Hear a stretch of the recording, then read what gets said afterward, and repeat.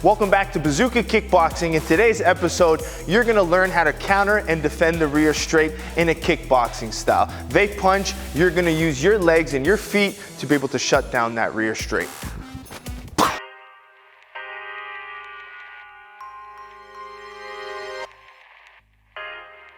I'm back with Matt Embry. He's gonna be throwing his right hand and I'm gonna be shutting it down kickboxing style. So the first thing you have to do is you gotta be comfortable blocking that right hand. So one of my favorite ways is using the lead wedge. So if you see my hand position here, I have a slight angle on my lead hand. This way when the right cross comes, you can see the power goes up. A lot of fighters will keep their hands really pinned to themselves, keeping their elbows close to their body. What happens now with that straight, you take more of an impact and your hands end up staying shelled to your head. So that's why I really like the lead wedge. Also because it gives me more space. If I have to block this straight here, I have to stay closer to my opponent. But if I use my lead wedge, I can back up a little bit more, which gives me a little bit more space to use my kicks. That little bit of a couple inches there really helps you manage your distance with your kicks versus the punches.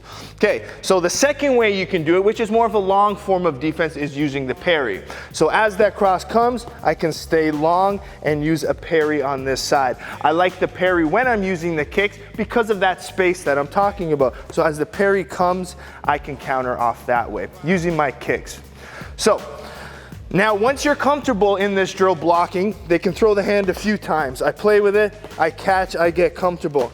Now I know the timing of that. So ideally the quickest and the best way to counter that right straight is with my left kick.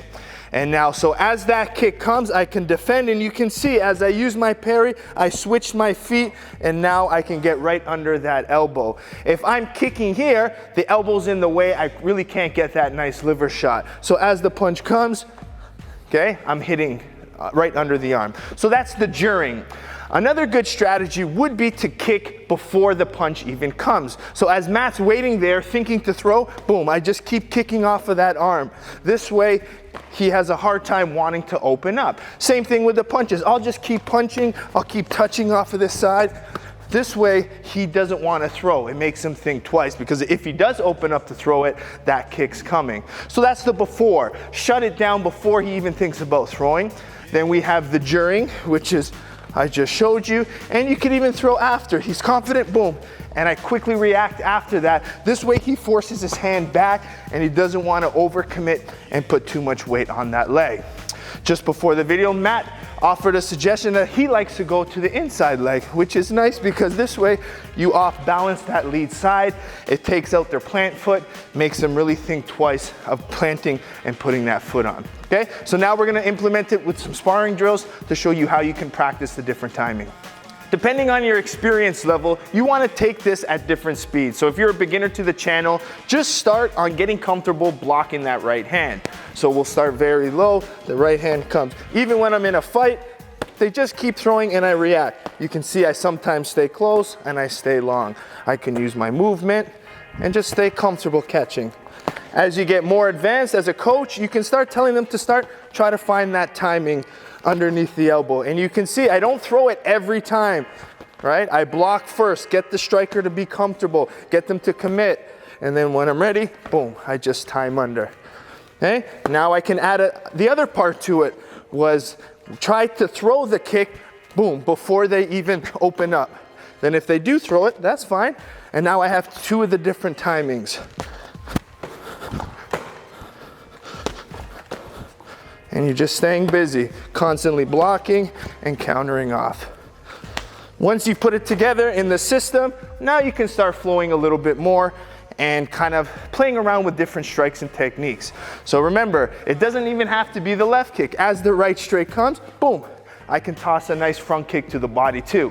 It's still keeping me long, keeping me at distance, keeping them from thinking twice. So the beautiful thing about this now, they don't know which one's coming because I'm always switching up front to round kicks. Okay? If you want a little bit more of a boxing style, what will happen as the right hand comes, I can slip off and counter and come off that way. But we want to use our legs, we want to keep our distance. All right? So now we're going to go with a little bit more of a flow.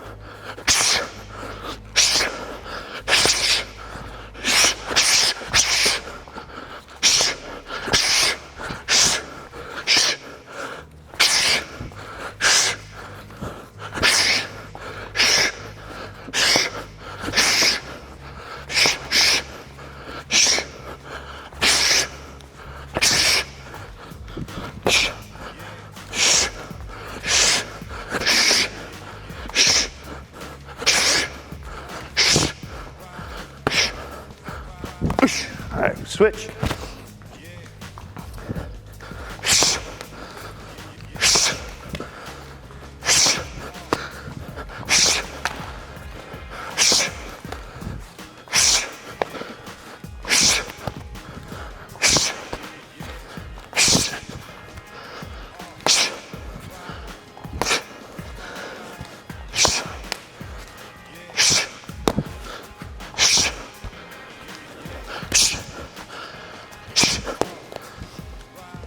A lot of coaches teach you different right hand counters to get inside and throw your punches. But kickboxing style, we have these long weapons, our legs, that we really need to use versus those punches. A big part of my career and the success in my career is using my kicks versus my opponent's punches. Look back at all of my fights. It's the best way to shut down a boxer's offense. Especially with a good right hand, you have to use that left kick. Try to get under that elbow. Try to hit the arm. You got to keep that side occupied in order to keep it busy. All right? But first, and the most important thing, is block that punch. If you block it, it takes away the confidence of your opponent. And if your opponent wants to get even more aggressive with it, they're going to just sit down on that punch a little bit more, which is going to help you open up and get that timing. Okay? So head defense is 1, 2, find that timing. But a big key, stay busy, stay active on that left kick. If you're a good southpaw, that's perfect. That's a good north versus south strategy. That's why you see that cracking of the shell a lot from Muay Thai fighters. They'll sit there as a southpaw and just keep hitting that arm over and over again because they're trying to shut down that right hand. Okay? So make sure you use some of these strategies in your sparring. Take your time. Drill. I mean, that's the biggest problem. All of a sudden we jump into sparring and then we end up getting into these clinch and messy exchanges. Punches versus kicks, kickboxing style, shut down that right hand. Okay? Make sure you keep watching, subscribing, hit that bell button so you can get notifications and beat your opponent to watching these videos. We'll see you next week.